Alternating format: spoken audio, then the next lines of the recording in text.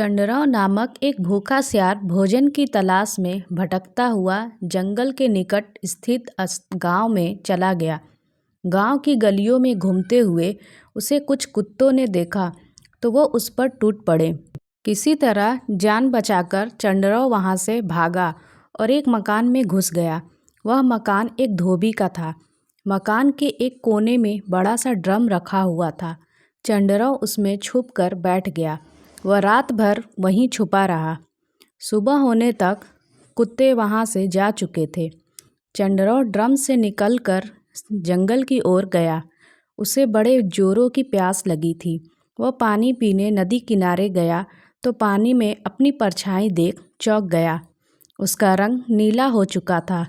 रात में वह जिस ड्रम में छुप कर बैठा था उसमें धोबी ने नील घोला हुआ था। उस नील का रंग चंडराव के शरीर पर चढ़ गया था।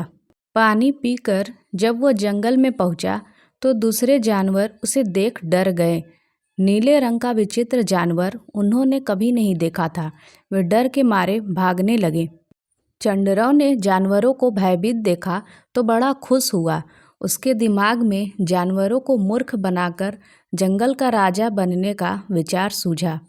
उसने भागते हुए जानवरों को रोका और उन्हें अपने पास बुलाकर बोला, मित्रों, मुझसे मत डरो, मैं ब्रह्मा जी का दूत हूँ। उन्होंने मुझे तुम लोगों की रक्षा के लिए भेजा है। इस जंगल का कोई राजा नहीं है, अब से मैं तुम्हारा राजा हूँ।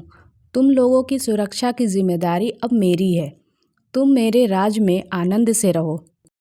सभी जानवर उसकी बातों में आ गए और उसे अपना राजा स्वीकार कर लिया। उसने शेर को अपना मंत्री, चीते को अपना सेनापति और भेड़िए को अपना संतरी नियुक्त कर लिया।